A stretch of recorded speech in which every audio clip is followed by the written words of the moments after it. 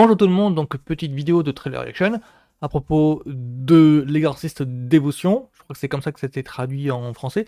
Alors, L'Exorciste Dévotion, euh, alors je pense que il faudra que je regarde le dossier de plus près parce que ça, c'est pas un film comme un autre en fait.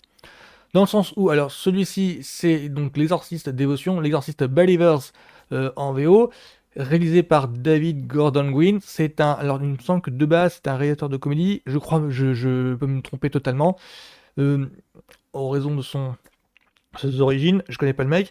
C'est simplement que, alors moi je connais le travail du mec, c'est lui qui a fait les derniers Halloween, je crois, Halloween, Halloween Kills et Halloween Ends. C'est lui en fait. Donc là il s'attaque à une autre franchise, la franchise de l'Exorciste.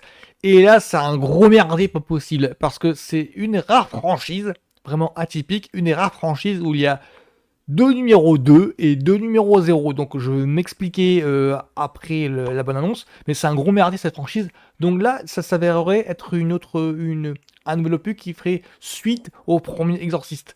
Donc ça ferait un troisième numéro 2. Je dis ça, c'est parce qu'en fait, de base, en fait, dans la franchise avec donc dans le premier Exorciste avec Linda Blair, de l'histoire l'adaptation du roman de William Peter Blatty. C'est donc le premier, c'est réalisé par William Friedkin. C'est le film qui a terrorisé l'Amérique dans les années 70. Je ne le plaisante même pas. Bah, c'est qu'en fait, ils ont fait un numéro 2 déjà qui s'appelle L'Exorciste de l'hérétique, où ça prenait directement suite au premier volet, hein, normal.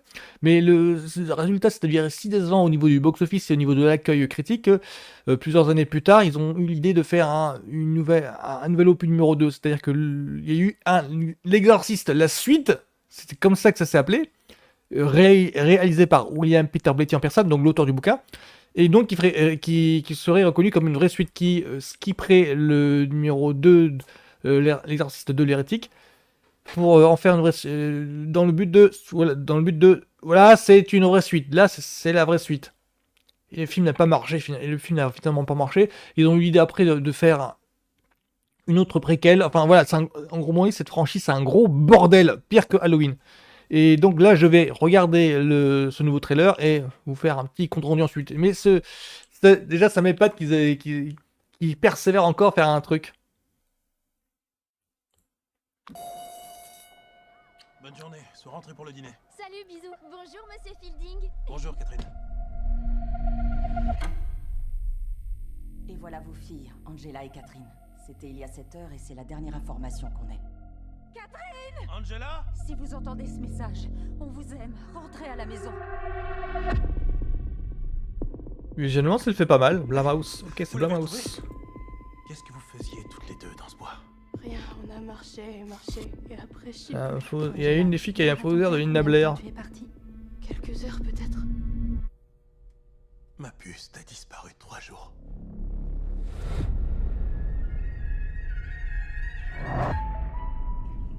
Ah, on reconnaît le thème. Qu'est-ce que t'as dit? J'ai rien dit du tout. Pourtant, je t'ai entendu parler. Hé mon cœur. Ça va?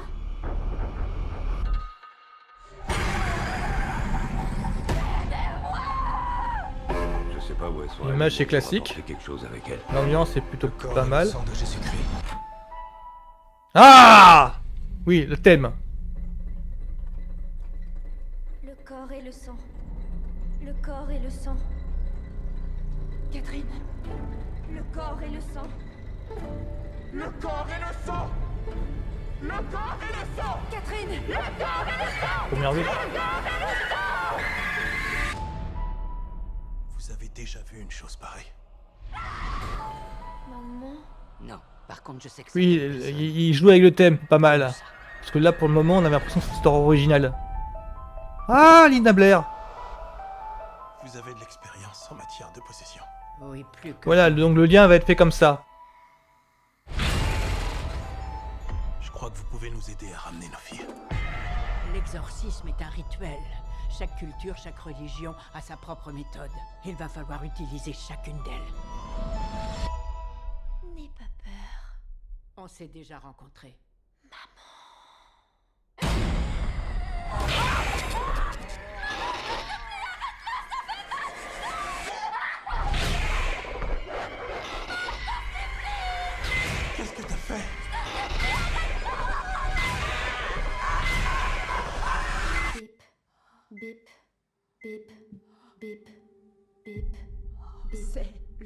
de son cœur.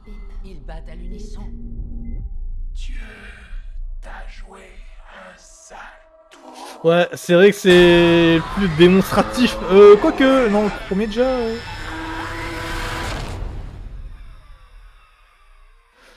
Ah, pas mal, pas mal.